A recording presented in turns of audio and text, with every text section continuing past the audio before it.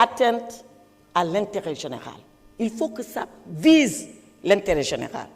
Or, Monsieur le ministre, quand je vois ici que le lanceur d'alerte est rétribué, est-ce qu'il le fait pour l'intérêt général ou est-ce qu'il le fait pour un intérêt pécuniaire? Voilà la contradiction qu'il va falloir régler.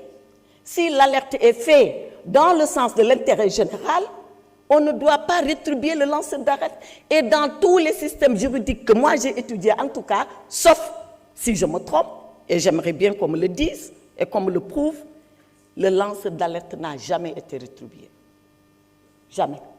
Il le fait toujours à titre gratuit. Or, parce qu'il sert l'intérêt général. Mais quand il est payé, est-ce que c'est l'intérêt général? Est-ce que c'est son intérêt particulier? Enfin, il faut que l'alerte ait trait à des faits qui ont été dissimulés. Je pense que ces 4 notions-là qui définissent l'alerte doivent apparaître clairement dans le texte et pas diffus par rapport au lanceur d'alerte lui-même. Enfin, pour finir, si le lanceur d'alerte lance son alerte et qu'on se rend compte que non seulement c'est une fausse alerte, mais c'est une fausse alerte de façon délibérée. Moi, je ne souhaite pas qu'on dise que cette personne, finalement, va subir les rigueurs de la loi et de la loi pénale ordinaire, comme en matière de diffamation. Et quand on sait l'indulgence des juges sur la diffamation, je considère qu'ici, on doit avoir une disposition pénale. Mais ça, c'est le code de procédure pénale qu'il va falloir réformer. On doit avoir une disposition pénale extrêmement sévère, mais pour que les gens ne s'amusent pas avec ça. Parce que, Monsieur le ministre, la meilleure façon de tuer le lanceur d'alerte, c'est de faire des alertes à tout va. Le jour où on laissera tout le monde faire des alertes, et des alertes à tout va, on aura tué les vrais lanceurs d'alerte. Parce que ce sont les faux lanceurs qui vont faire de fausses alertes et qui vont tuer les vrais lanceurs et décrédibiliser tout le travail qui est en train d'être fait.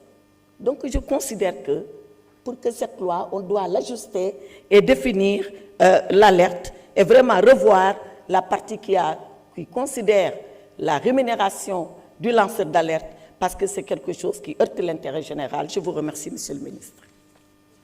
Merci, honorable. Honorable député Mohamed Aïb Salim Dafé, dernier orateur.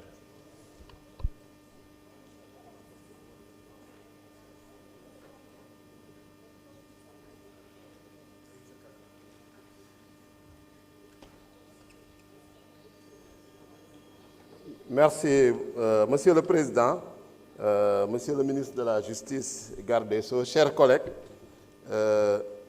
Je constate que depuis qu'ils sont devenus opposants, nos collègues ont de belles idées qu'ils auraient pu appliquer quand ils étaient au pouvoir, quand ils avaient le secteur de la justice en charge. Et bon, maintenant, effectivement, ils auraient pu venir aussi en commission pour partager ces belles idées et qui auraient pu déboucher sur des amendements. Certes,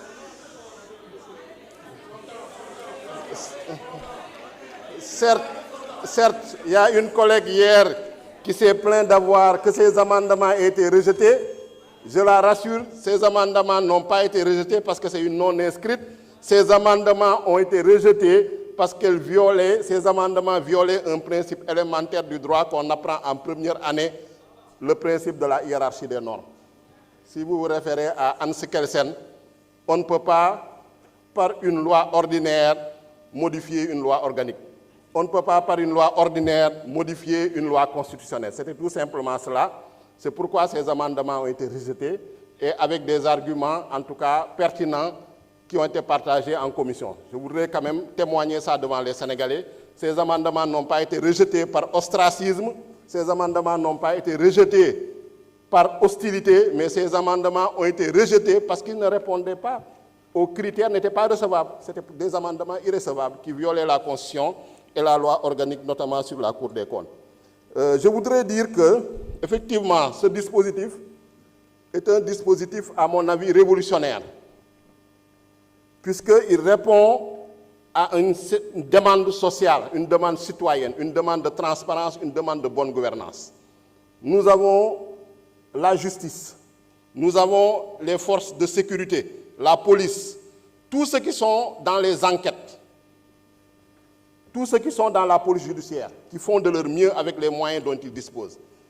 Mais malgré tout cela, ils ne parviennent pas toujours à déceler un certain nombre d'infractions, à déceler un certain nombre de crimes économiques, de crimes financiers, ou des menaces ou des préjudices à l'intérêt général, comme il est dit à l'article 1er de la loi.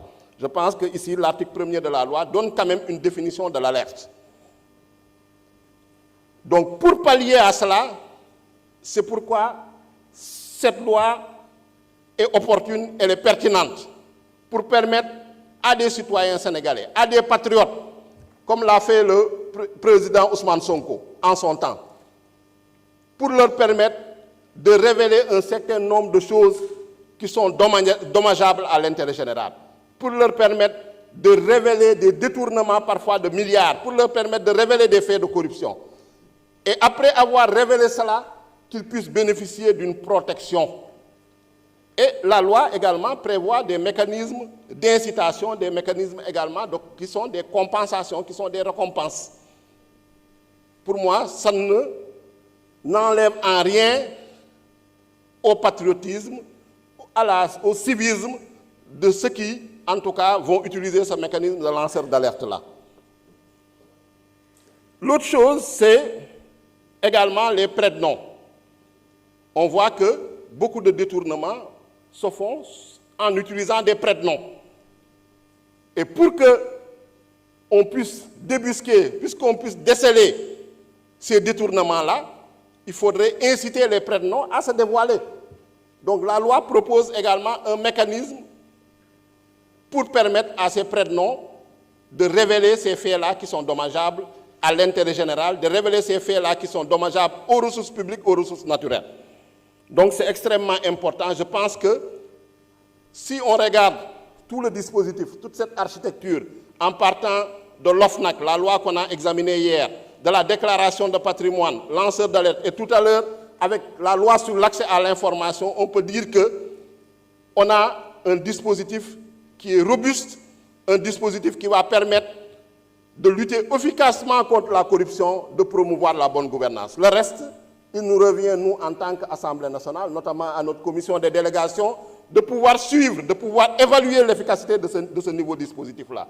Et c'est extrêmement important en vue de l'améliorer, en vue d'en éprouver l'effectivité et l'efficacité. Je pense que c'est de cela qu'il s'agit. Et nous vous félicitons, Monsieur le ministre, et vous encourageons à travers vous le gouvernement et son Excellence, le Président de la République. Merci. La liste des orateurs étant close, je suspends pour 10 minutes. Ensuite, on enchaîne avec la prise de parole du gouvernement.